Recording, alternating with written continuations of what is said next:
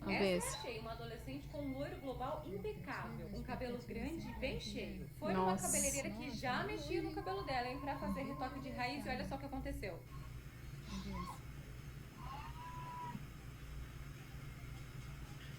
Caraca, isso porque a mulher é profissional, hein?